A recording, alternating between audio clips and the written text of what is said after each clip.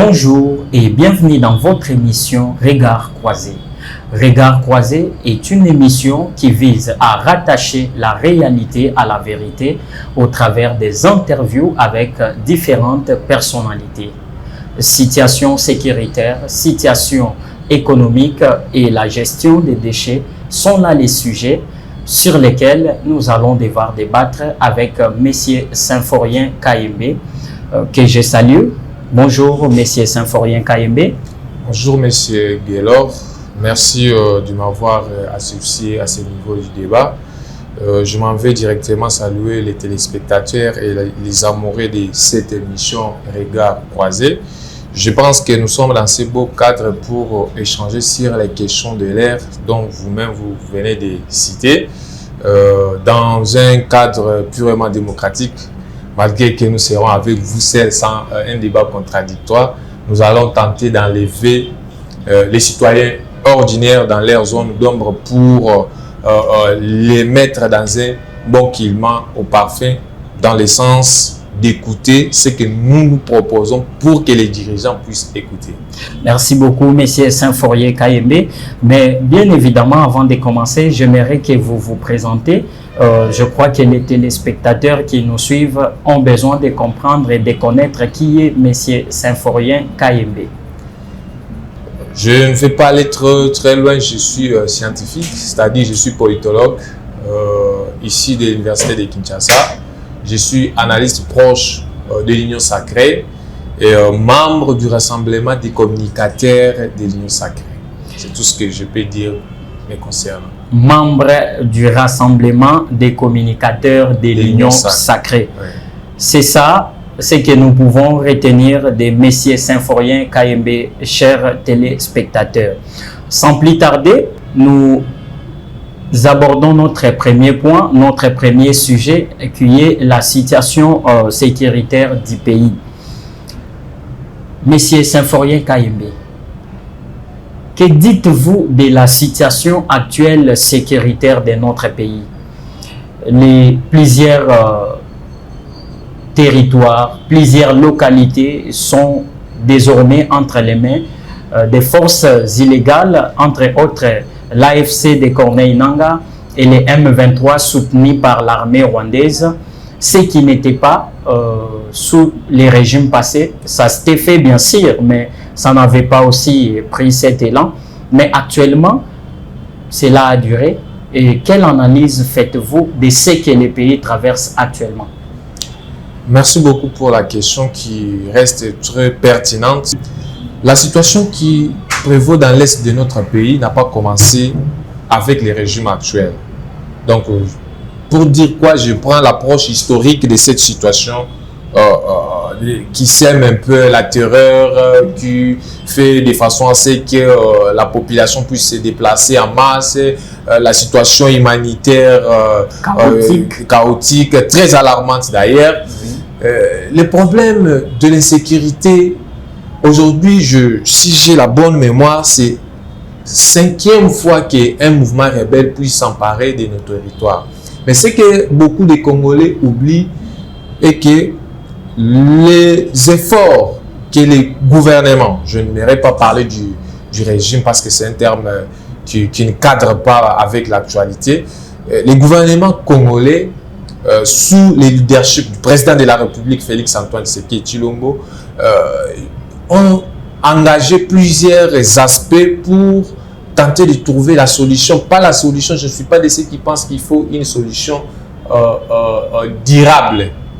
Je suis de ceux qui pensent qu'il y a une solution définitive. Parce que depuis longtemps, on nous a toujours vanté, on a trouvé une solution durable à ces problèmes. Donc aujourd'hui, nous voudrons qu'il y ait une solution définitive à ces problèmes pour que demain, le CNDP ne puisse pas se transformer en M23 aujourd'hui.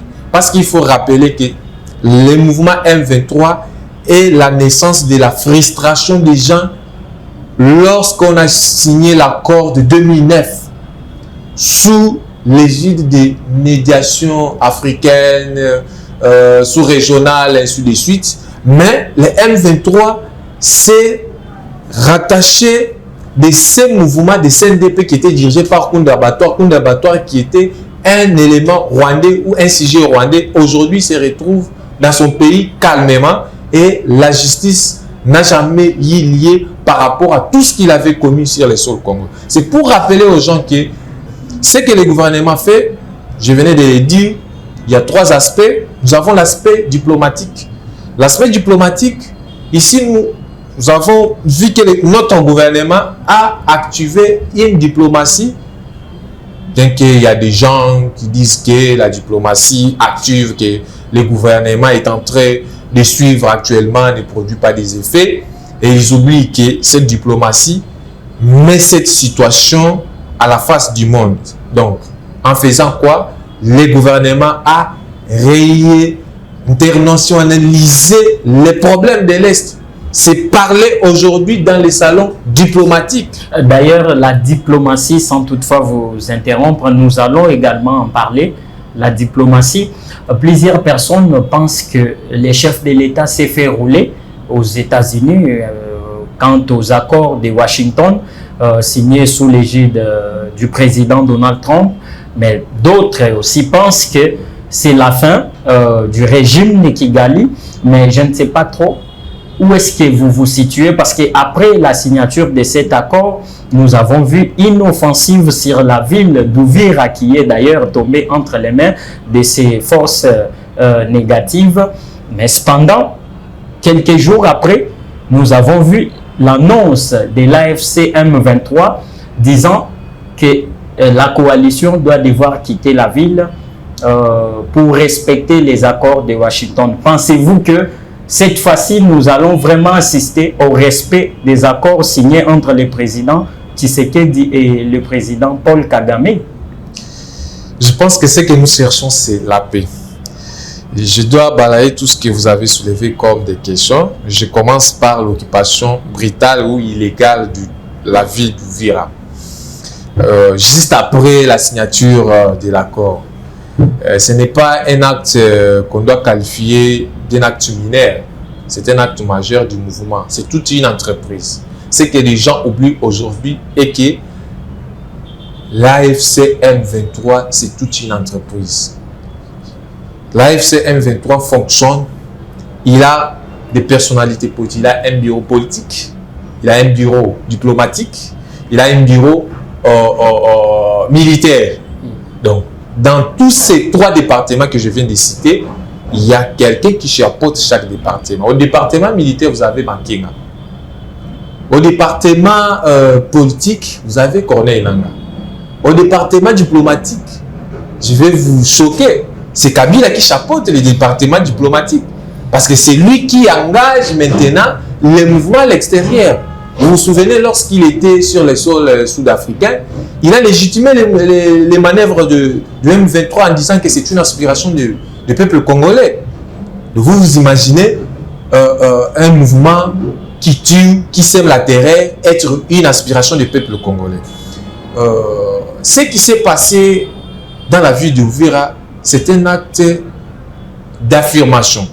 Le mouvement a voulu simplement s'affirmer que c'est un mouvement indépendant. Il ne dépend pas de Kigali. De tout ce que vous avez signé à Washington, ça ne nous concerne pas. Pour bref, nous avons maintenant la ville de Uvira entre nos mains. C'est ça qui signifie l'acte posé sous l'occupation d'Uvira par les M23. C'est-à-dire, le mouvement M23 s'est affirmé en montrant à la face du monde que c'est un mouvement souverain, c'est un mouvement autonome qui ne dépend d'aucun pays, comme les rapports des Nations Unies les relèvent. Or, c'est faux. Ils ont mené l'attaque sur la ville d'Uvira et ils ont conduit leur parrain en erreur. Aujourd'hui, le Rwanda subit des pressions de part et d'autre. Washington a pointé du doigt cette fois-ci. Il n'est pas parti par les 4 chemins pour dire que non, il y a la RDC qui a fait ceci. Non. De notre côté, le gouvernement a bien joué sa carte. Pourquoi? Lorsqu'on attaque la ville d'Uvira, le gouvernement avait aussi les atouts de riposter ou de stopper la menace. Mais a dit non, on ne peut pas perdre tous de la raison. Il y a quelqu'un qui doit perdre la raison. La personne qui a perdu la raison, c'est le Rwanda. Le Rwanda a perdu la raison. Mais c'est symphorien. Les gouvernements ne veulent pas perdre la raison tout en abandonnant son peuple. Le gouvernement n'a pas abandonné. Entre les mains des terroristes. Ça, c'est fausse accusation. Le gouvernement n'a pas abandonné la population. Mais nous avons vu des vidéos qui circulaient, le peuple abandonné à son propre sort. Certains Wazalendo même abandonnés. Vous imaginez, parce que dans une période où la guerre est en train d'avancer, où il y a un conflit qui est déjà sous médiation, il faut toujours observer. Il y a des pratiques qu'il faut observer. Vous ne pouvez pas engager, par exemple, je donne un exemple ici à Kinshasa, les rebelles sont arrivés à Menkao. Le verrou doit être considéré comme Menkao. Le verrou ne doit pas être considéré Liberté Massina, parce que là-bas, il y a beaucoup de gens. Et lorsque vous n'arrivez pas à protéger les verrous et que les rebelles ou les terroristes progressent, et vous ne pouvez pas engager la guerre dans une grande ville parce qu'il y a des gens. C'est à ce moment-là que les gouvernements ou nos militaires ont respecté. Parce que si nos militaires engagés un combat dans la journée ou dans une grande ville comme Uvira, vous imaginez combien de personnes on allait perdre. Alors, jusqu'où cette stratégie va nous mener? Parce que toutes les villes, si nous essayons de nous rafraîchir la mémoire, nous verrions que la ville de Goma est tombée sous ces scénarios. La même chose avec celle de Bukavu, la même chose avec plusieurs localités. Et aujourd'hui, c'était aussi la même chose avec la ville d'Uvira. Alors, si les gouvernements pensent qu'ils ne peuvent pas, ou l'armée ne peut pas engager une contre-offensive dans une zone peuplée, alors l'armée peut mettre en place d'autres stratégies pour contraindre l'ennemi à ne pas s'emparer de nos villes. Mais ce n'est pas ce qui s'est fait. On nous dit l'armée renforcée, l'armée modernisée, mais à chaque fois que les rebelles viennent, les villes tombent successivement. Alors, qu'est-ce qui ne va pas? Dès le début, je vous ai dit que le gouvernement congolais s'appuie sur trois fronts diplomatiques, politiques et militaires. Mais vous allez remarquer ensemble avec moi que c'est les fronts diplomatiques qui est plus utilisé que les fronts militaires à l'encontre avec le front diplomatique, politique plutôt. Les fronts diplomatiques, pourquoi? Parce que nous avons amené les problèmes dans les concerts des nations, c'est-à-dire Conseil de sécurité de l'ONU, l'Union africaine, la région des Grands Lacs, SADC. Donc, tout ça, ça constitue un front diplomatique. Mais lorsque vous engagez l'État, parce qu'on ne peut pas comparer un mouvement avec un État. Mais derrière les mouvements, il y a un État qui finance un mouvement. C'est la raison pour laquelle nous sommes allés directement rencontrer celui qui engage les mouvements. Parce que le mouvement se cache derrière, l'État se cache derrière un mouvement. C'est l'option diplomatique qui doit résoudre ces conflits entre les deux États. Mais l'État qui soutient les mouvements n'accepte pas ouvertement. Entre nous, il n'accepte pas. La raison pour laquelle nous avons amené au Rwanda au concert des nations. Et aujourd'hui, au Rwanda est connu par tous les pays du monde que c'est lui qui nous agresse. Ce n'est pas M23. M23 n'a pas un dispositif donc, qui peut aujourd'hui attaquer le gouvernement congolais, attaquer une armée régulière et cette armée-là ne puisse pas riposter avec beaucoup de brutalité. Le problème qui est là, c'est que les Congolais doivent d'abord comprendre et que la guerre à l'est de notre pays, ce n'est pas le M23. C'est le Rwanda qui nous agresse. C'est le Rwanda qui nous attaque. Et le M23 n'est qu'un mouvement utilisé pour que le Rwanda puisse concrétiser sa mission. Le gouvernement congolais n'a pas laissé la population où vous avez cité des villes que la rébellion ou les Rwandais sont en train d'occuper illégalement. Tout ça, Parce que le problème était déjà, c'est comme quelqu'un qui a déjà amené un problème au tribunal. Vous allez encore faire l'autodéfense, aller faire quoi? Donc, vous avez déjà accusé quelqu'un. Non, en rentrant à la maison, vous les trouvez sur la route. Je dis, aujourd'hui, moi et toi, c'est fini. Non, mais la raison qui vous a mené à la justice n'est pas gâchée. Voilà, exactement. Non, mais écoutez, vous savez que les droits internationaux reconnaissent l'autodéfense. Justement. Aussi longtemps que vous avez amené un dossier devant les tribunaux et que vous êtes aussi cible de menaces perpétuelles, vous avez le droit de vous défendre. Mais ce n'est pas ce que les autorités de Kinshasa font. Parce qu'on nous agresse, bien que les dossiers est dans des instances internationales, mais nous devons néanmoins défendre notre intégrité territoriale, riposter quand nous sommes attaqués. Mais malheureusement, ce n'est pas ce qui s'est fait. Voilà pourquoi je vous dis, dans un problème, deux personnes ne peuvent jamais perdre la raison. Il n'y a qu'une personne qui doit perdre la raison. Ok, donc le Rwanda a perdu sa raison et la RDC tout ce qui nous accuse, nous avons des FDLR, nous avons ceci, nous avons cela. C'est des poudrogers. Parce que jusque-là, le Rwanda occupe déjà. Il ne faut pas. Donc, je toujours dis aux gens de ne pas dire que c'est la M23. Le Rwanda occupe Goma, Bunagana, Bukavu. Uvira, ils ont déjà capturé combien de FDLR? Si les raisons étaient fondées, ils ont déjà capturé les FDLR. Les FDLR ont fui Goma, Bukavu, ils sont maintenant à Kinshasa. Maintenant, ils sont en train de poursuivre les FDLR jusqu'ici. Ce n'est pas ça la raison. C'est pourquoi je vous dis... Non, mais ils trouvent un chemin facile, vouloir faciliter les chemins. Ce n'est pas ça. Ils viennent rapidement. Ce n'est pas ça. Donc, je ne vais pas faire passer ce que vous avez dit ici concernant les droits internationaux. Oui, le droit international reconnaît à un État de défendre. Oui. Je ne refuse pas. Mais lorsque, même dans notre loi, il y a ce qu'on appelle légitime défense. Mais lorsque vous avez déjà amené quelqu'un à la justice, est-ce que la légitime défense sera légale lorsque vous avez déjà traîné quelqu'un à la justice? Permettez-moi les termes. Vous l'agressez, vous allez expliquer que c'était légitime défense ou quoi?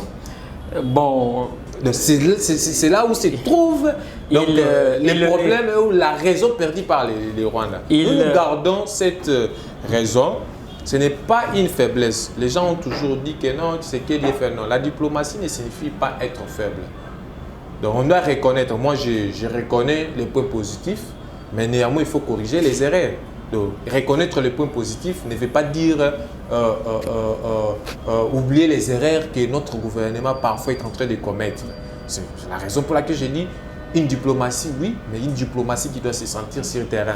Tout ce qu'on a signé, diplomatie qui va se sentir sur le terrain. Exactement. C'est ça les mots que nous devons retenir. La diplomatie n'est pas également une faiblesse. Ce n'est pas une faiblesse. La population a besoin de voir cette force, a besoin de palper cette force sur terrain. Sans plus tarder, nous courons derrière les temps, Monsieur Symphorien. Nous prenons notre deuxième sujet qui est basé sur la situation économique de notre pays. Il y a un problème. Les taux d'échange a baissé. Mais l'inflation est palpable sur les marchés. Est-ce que nous devons donner raison à l'honorable Godin Poy qui dit que ces mesures du gouverneur de la banque sont suicidaires et que sont des mesures de courte joie, ou encore nous devons lui accorder encore du temps par rapport à ce qui se constate entre les taux d'échange et les prix des denrées sur les marchés? Par rapport à cette question-là, je crois que ce qui va nous séparer ou ce qui va donner raison à l'un ou à l'autre, c'est la réalité. C'est quoi la réalité sur le terrain? La réalité sur le terrain est que la stabilité des macroéconomiques reste sur papier. Sur les plans sociaux, c'est inexistant. Ça, il faut les souligner. C'est ça la réalité. Oui. Je m'explique. Lorsque le gouverneur de la banque a annoncé cette mesure, il fallait toujours recourir à cette habitude-là d'injecter autant de millions pour asseoir. Et le gouverneur a été interpellé par la commission à l'Assemblée nationale ECOFIN qui est dirigée par l'honorable Guy Mafuta Kabongo. Il s'est expliqué, il a dit tout ce qu'il a fait, ce n'est pas une décision instantanée ou hasardeuse, c'est-à-dire il a juste corrigé une erreur. Une erreur dans quel sens? Il y avait un problème, beaucoup de francs congolais sur les marchés, il fallait les récupérer. Oui. Et c'est ce qu'il a fait. Mais sur le terrain, nous ne constatons pas ça. Pourquoi? Parce que hier, quelqu'un qui a acheté le téléphone, par exemple, à $50, il se retrouve avec 47 000 francs. Mais vous constatez que 47 000 francs ne fait rien. Pourquoi? Parce que dans les paniers des ménagères, par exemple, vous avez une maman qui partait au marché avec 2 000 francs pour acheter un truc de 1500 francs, par exemple. Et lorsqu'il arrive au marché, le monsieur qui vendait les trucs à 1500, il a changé subitement. Il dit, comme le dollar a baissé, moi je dois fixer à 3000 et la maman se retrouve devant un fait. C'est ça la réalité. C'est que le professeur Godin Poyadu, il n'a pas menti parce que c'était un théoricien de grande qualité. Il a fait ces déclarations-là sur base des réalités que lui-même a palpées et sur base des mesures que le gouverneur a prises et lui-même a anticipé des inconvénients. Il fallait d'abord l'écouter, peut-être travailler en symbiose avec les professeurs. Comme il est député, il n'est pas quelqu'un de la société civile, il est député, il est élu pour le compte de la population. Mais le problème actuellement, c'est quoi? Surtout pour les denrées alimentaires. Vous constatez que le dollar a sensiblement baissé parce que nous étions déjà à 3000. Oui. Aujourd'hui, nous sommes à 20, 22, 21 selon les milliers. Mais nous ne sentons pas ça dans les paniers de ménagères. Oui, les petits peuples souffrent toujours. Les petits peuples n'ont pas ces pouvoirs d'achat. Les pouvoirs d'achat, exactement. Les pouvoirs d'achat dans notre pays. Actuellement, tout ce que les gouverneurs peuvent dire, tout ce que le ministre de l'économie peut également dire, il a donné des explications, mais ça devient comme une mesure illusoire. Voilà. Une mesure illusoire dans quel sens? On avait annoncé, surtout les histoires là, des chanchards et consorts, les mamans souffrent. Évidemment. Je parle donc du doigt des réalités. Hier, c'était à 69 000. Mais depuis que la mesure a été prise jusqu'à aujourd'hui, nous tendons déjà vers 86 000. Et cet décalage-là, ça profite à qui? Ça ne profite ni au peuple congolais, ni au gouvernement congolais. Voilà. Une autre chose, même dans le budget, il y aura un mouvement. Pourquoi? Parce que le budget qui a été élaboré, notre budget est élaboré sur base du dollar. Du taux, voilà, sur base du taux. Donc, aujourd'hui, si on est en train de mobiliser les budgets, ça ne sera pas les montants attendus qui sera mobilisé. Parce que le taux a baissé. Les trimestres viennent de se terminer. On nous annonce, cette fois-ci, ça n'a pas été le cas. Voilà. DGI a échoué pour ces... Oui, déjà l'honorable Godin, il l'avait signifié bien avant. Il avait prévenu contre ce genre de conséquences. Oui. Alors nous allons dire à ce moment que les mesures du gouverneur de la banque ont été inefficaces. C'est ce que nous pouvons retenir. Bon, je ne peux pas qualifier cette mesure d'inefficacité, mais il fallait que les gouverneurs travaillent en coordination avec les ministères sectoriels. Par exemple, au niveau de... Si on a pris des mesures, si aujourd'hui on prend des mesures, pendant que nous achetons des histoires importées, qu'est-ce que cette mesure-là va changer? Voyez un peu les problèmes. Il fallait commencer d'abord par demander. Vous interrogez, il est gouverneur de la banque, on ne refuse pas, il est censé travailler. Oui. C'est une institution apolitique, oui, mais il s'agit d'une institution qui va gérer la monnaie qui représente une souveraineté. Oui. Alors, quand vous allez prendre des mesures comme ça, avant de mettre ces mesures-là en œuvre, consultez les ministères sectoriels comme ça, et chaque ministre plutôt à son tour va donner la réalité de son secteur. Par exemple, au niveau du secteur agricole, nous ne produisons pas. Tout ce que nous consommons, ça vient de l'extérieur. Mais tant que les citoyens congolais continuent à acheter en grande quantité les produits de l'extérieur, tout ce qu'on prendra comme mesure, ça sera des mesures illusoires pour un temps, aléatoires pour un temps seulement, et ça ne va pas profiter au peuple. Donc, et la maman va toujours commencer à pleurer, à se lamenter, à demander. Les papas aussi qui financent va dire que non, ma femme a changé d'attitude. Or, c'est la réalité du marché. Donc, le marché congolais, tel que dominé par les produits importés, ça va toujours souffrir des mesures illusoires. Merci beaucoup, M. Symphorien. Nous retenons qu'aussi longtemps que tout de la RDC vient de l'extérieur, toutes les mesures que la banque ou encore les ministères du secteur prendront seront illusoires. Il faut une production une production locale. Oui. Il faut une Merci beaucoup. Nous passons, concurrencier. Voilà, nous passons à notre troisième sujet qui est l'insalubrité à Kinshasa. Monsieur Symphorien, vous faites partie du rassemblement des communicateurs de l'Union sacrée. Dites-nous, est-ce que la manière dont la ville de Kinshasa est gérée vous plaise, cette manière? Est-ce que la ville est propre? Est-ce que les déchets sont bien recyclés? Est-ce qu'il faut envisager d'autres perspectives? Ou encore nous devons accorder assez ou plus de temps au gouverneur de la ville? Plusieurs questions au même moment. Je retiens d'abord ce que vous venez de dire, accorder plus du temps. Oui. Parce qu'il fait quoi pour l'accorder plus du temps? On accorde à quelqu'un qui a déjà jeté ce qu'on appelle des prémices majeures. Et lui-même, lors de son passage sur la radio Top Congo, il a demandé qu'on lui laisse encore du temps. On lui laisse combien de temps? Parce qu'il a été élu pour 5 ans. Lorsqu'il dit qu'on lui laisse beaucoup de temps là, est-ce qu'il sait qu'il a déjà fait donc plus d'une année? Et quand il demande qu'on lui laisse...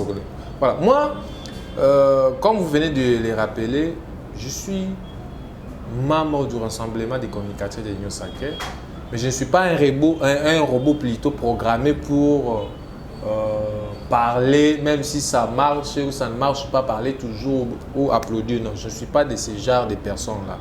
Donc quand ça ne marche pas, que je sois de l'Union sacrée ou pas, je dis que ça ne marche pas. Kinshasa, c'est une ville aujourd'hui parmi les villes invivables. Donc, vivre à Kinshasa actuellement, c'est casse-tête, mais il faut supporter des vivres. Est-ce qu'il faut continuer à supporter des vivres dans telles conditions? Comment vous pouvez vous imaginer un gouverneur qui se réveille pour lancer un projet? Et ces projets-là, quand vous allez chercher à savoir comment la coordination fonctionne, vous ne trouverez jamais une meilleure coordination. Le gouvernement central tente de faire quelque chose. Mais ce que nous constatons sur terrain, c'est cette coordination-là. Il n'y a pas une coordination. Assainissement, nous voyons, il y a des projets. Ce n'est pas des projets qui manquent pour que la ville puisse avoir une belle image. Vous ne pouvez pas vous réveiller un matin, vous dites non, je prends telle décision pour l'intérêt de la ville. Mais c'est quoi le problème avec tout ce qu'il a pris comme décision? C'est le suivi. Bumba, depuis qu'il est arrivé à la tête de cette province, il a pris beaucoup de décisions. Et ces décisions-là n'ont pas suivi la cour normale. Parfois, ça commence, après un moment, c'est fini. Donc, des décisions prises de manière hasardeuse. Donc, il prend des décisions parce que peut-être quelqu'un a parlé à la télévision. Allez, il se réveille le matin, je prends telle décision. Avec beaucoup de légèreté. Il prend des décisions. Il faut protéger d'abord la population. Parce que la population de Kinshasa est exposée. Parce que les gens, dans les discours, lorsque vous caractérisez Kinshasa comme une ville, c'est là où nous commettons beaucoup d'erreurs. Il faut déjà parler de cette province. Oui, oui. Mais on se concentre seulement sur des communes. La ville, voilà, mais c'est toute une province. C'est toute une province. Oui. Si aujourd'hui, ici, une partie que nous occupons ici, Lemba, Matetenga, il y a un problème. Et les gens qui se trouvent là-bas où on est en train d'attaquer, il y a aussi un problème de Mubono qui attaque Kinshasa. Oui, oui. Qu'est-ce que les gouverneurs font? Aujourd'hui, on parle de l'insalubrité. Alors l'insécurité, depuis qu'il est là. D'ailleurs, ce n'est pas seulement les gouverneurs qu'il faut rappeler. Là aussi, il faut rappeler les ministères de l'Intérieur. Justement, oui, ils doivent travailler en coordination. C'est pourquoi je vous dis qu'il y a un manque de coordination. Dans tout ce qui se fait à Kinshasa, il y a un manque de coordination entre les gouvernements centraux et les gouvernements provinciaux. Et surtout que nous sommes pendant les périodes des festivités. La population doit quand même se sentir en sécurité. Se sentir en sécurité pour Bumba, c'est prendre une décision que les bus de Transco doivent commencer à circuler sur la ville des heures jusqu'à... De 22h à 5h. À 5h. Ok, la question que nous nous posons, est-ce qu'à Kinshasa ou en République démocratique du Congo, les bureaux des fonctionnaires, les entreprises privées fonctionnent la nuit ou la journée? Quand vous prenez une décision comme ça, je ne vais pas ramasser ce que les gens disent sur les réseaux sociaux, c'est donner l'avantage à qui? La question reste peut-être donner l'avantage à ceux qui passent nuit dans des églises pour des veillées de fin de l'année. Quelqu'un peut quitter, oui, pour les veillées et consorts. Oui. Les problèmes, la journée, je ne sais pas comment vous êtes arrivé ici. Oh, c'était fort. Alors, c'est ça les problèmes que nous voulons voir, trouver une solution. Oui. Quand vous faites circuler les bus, la journée, les gens souffrent pour prendre les transports. Vous prenez une décision pour que les bus circulent la journée. Donc, vous avez fui l'embouteillage, c'est pourquoi vous avez mis ici la nuit. Or, il fallait prendre une telle décision la journée, oui, pour faciliter aux paisibles citoyens de se déplacer et puis prendre des mesures rigoureuses pour que les gens qui stationnent des véhicules par-ci par-là, parfois c'est à l'origine de l'embouteillage. Oui, oui. Mais aujourd'hui, le problème avec Bumba, c'est qu'il est parmi les gouverneurs qui prennent des décisions mais sans faire des suivis. Donc, quand vous prenez des mesures, il faut que les sanctions puissent suivre. Voilà. C'est ça les défauts. Que ce soit le gouverneur Bumba ou le gouvernement central, ils prennent des décisions sans accompagner avec des sanctions. Voilà. Les sanctions doivent toujours suivre des décisions. Parce que quand vous prenez une décision, en cas d'échec, personne ne se pointe du doigt que c'est moi le responsable. Donc tout le monde est correct et personne ne s'assime. Non. L'échec est orphelin. C'est comme ça. Or, dans un pays des gens normaux, on doit toujours faire recours aux sanctions en cas d'échec. À la contrainte. Surtout, il n'y a pas, sans contrainte, la loi n'est pas efficace. Voilà. Nous avons des lois, mais pour l'exécuter, pour faire respecter, ça reste un problème. Celui qui est censé faire respecter la loi, c'est lui qui la viole en premier lieu. Monsieur Symphorien, c'est un plaisir surtout de vous avoir sur ces plateaux. Je crois que ce n'est pas la dernière fois. Nous aurions encore l'occasion, pourquoi pas, confronter ces analyses, ces propos avec d'autres personnes. Je crois que ça fera quelque chose de bien aux yeux de nos téléspectateurs. Alors pour finir, j'aimerais dire au gouverneur de la ville qu'au lieu d'utiliser ces bus Transco de 22h30 à 5h, alors que ces bus ne serviront à rien parce qu'une plus grande fréquentation ne se fait pas à ces heures-là. Moi, j'aimerais que les gouverneurs affrètent ces bus de peut-être 18h ou encore de 17h jusqu'à 22h. Parce que déjà les travailleurs, les gens responsables se déplacent surtout dans ces heures-là. Alors, Monsieur Symphorien, pour finir, j'aimerais vous poser quelques questions surtout ce que vous venez de dire ici. On commence sur la situation sécuritaire. Ici, je rappelle aux téléspectateurs que vous êtes membre du rassemblement des communicateurs de l'Union sacrée de la nation. Est-ce que vous affirmez que la situation sécuritaire actuelle du pays est bonne? Je n'affirme pas que la situation actuelle dans son plan sécuritaire est bonne. Il y a des soucis, mais le gouvernement est en train de travailler là-dessus pour mettre fin à cette situation. Merci beaucoup. Le gouvernement est en train de travailler pour mettre fin à toute cette situation. Notre deuxième question, c'est que est-ce que vous confirmez que la situation économique de notre pays est bonne, surtout avec l'affaire taux et inflation sur les marchés? L'affaire taux vient d'ailleurs s'ajouter à l'économie de guerre. Donc vous savez, une grande partie de notre économie est ici des minéraux. Et plusieurs provinces qui sont riches en minéraux sont en proie de l'insécurité. Je ne peux pas être content de la situation économique actuelle parce que les paniers des ménagères n'ont pas ce pouvoir-là actuellement. Donc je demande surtout au gouvernement congolais de faire beaucoup d'efforts de façon à ce que tout ce qu'il est en train de prendre, ce gouvernement est en train de prendre comme décision puisse avoir des répercussions sur les paniers de ménagères et surtout la vie sociale doit automatiquement s'améliorer et c'est une obligation pour un gouvernement. Merci beaucoup. La vie sociale doit automatiquement s'améliorer et c'est une obligation pour un gouvernement. Et pour finir, Monsieur Symphorien, la ville-province de Kinshasa, votre ville-province, confirmez-vous qu'elle est bien gérée sur l'aspect salubrité ou encore elle est mal gérée? La ville est propre ou elle est mal propre? La ville est invivable. La ville de Kinshasa est invivable. Bien gérée, mal gérée, il faut changer de personnes. Nous avons des personnes dans ces pays. Je ne suis pas là pour faire la publicité. Quand même, le peu de temps qu'il avait fait, nous avons vu des changements. Je cite Jekoko Moulumba. Pourquoi pas faire recours à d'autres personnes? Nous avons vu que Bouma n'arrive pas.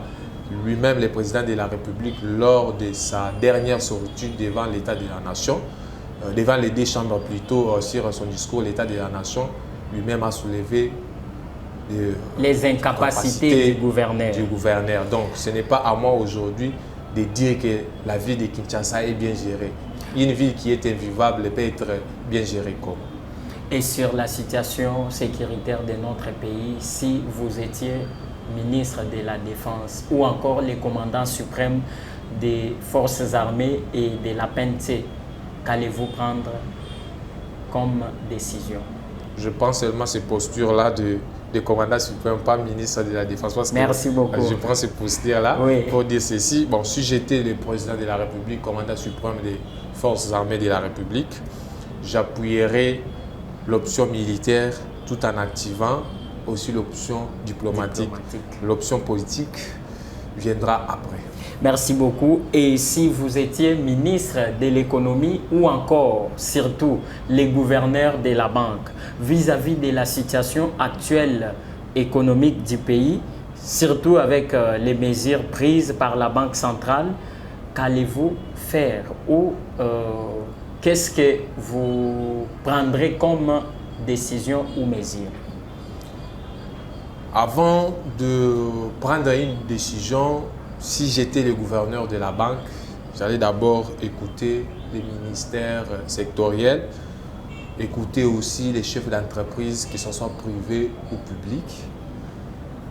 Vis-à-vis de ce que ces gens-là peut-être allaient me donner comme réalité, je n'allais pas prendre une décision ou je ne peux pas prendre une décision qui va à l'encontre de la réalité. Parce que depuis que l'actuel gouverneur a pris la décision, nous avons des réalités différentes. Il y a une réalité de chiffres et une réalité de la vie concrète.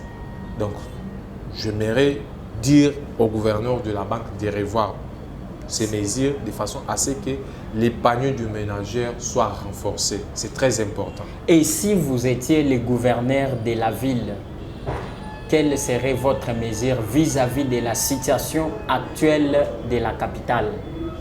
Vis-à-vis de la situation... Sur les plans sécuritaires et sur les plans salubrité ou insalubrité. Si j'étais le gouverneur, sur les plans sécuritaires, chaque semaine, je convoquerai une réunion du conseil de sécurité et prendre des mesures, pas des mesures illusoires, mais des mesures qui, après avoir pris, il faut faire des suivis à chaque fois que les gens descendent sur le terrain parce qu'il y a trop de dérapages. Même ceux qui sont censés exécuter des mesures dérapent parfois.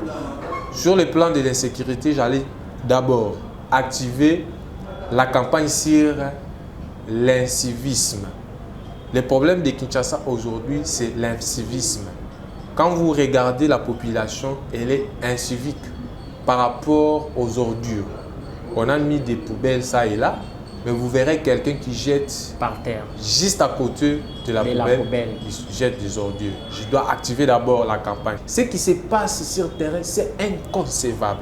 Comment vous imaginez les gens qui circulent les samedis, salon ou chaque samedi là?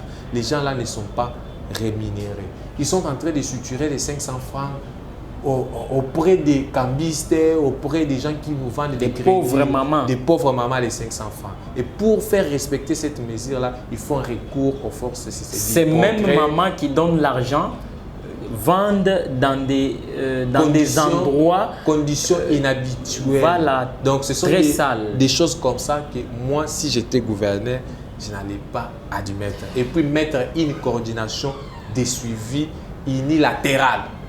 Pas comme quelqu'un qui gère, qui ne peut pas, c'est celui qui coordonne. Non, une autre coordination. L'égocentrisme. Donc, une autre coordination pour suivre ce que vous faites. Décentralisation. Voilà. Merci beaucoup, M. Symphorien. Je rappelle aux téléspectateurs que j'ai reçu sur ce plateau M. Symphorien KMB, qui est membre du rassemblement des communicateurs de l'Union Sacrée. C'était pour nous un réel plaisir, surtout de vous avoir reçu dans ces numéros, dans cette émission Regard Croisé, une émission qui vise à rattacher la réalité à la vérité. Je crois bien que nous l'avons fait. Nous avons rattaché la réalité à la vérité sur terrain. Et c'est un réel plaisir. Nous remercions aussi nos téléspectateurs qui nous ont suivis du début à la fin. Merci beaucoup. Je crois que nous nous retrouvons à la prochaine occasion. Si réellement vous avez aussi besoin de participer dans cette émission, n'hésitez pas de nous contacter au numéro qui est affiché en bas de vos écrans. D'ici là, portez-vous bien, que l'Éternel vous protège. Merci.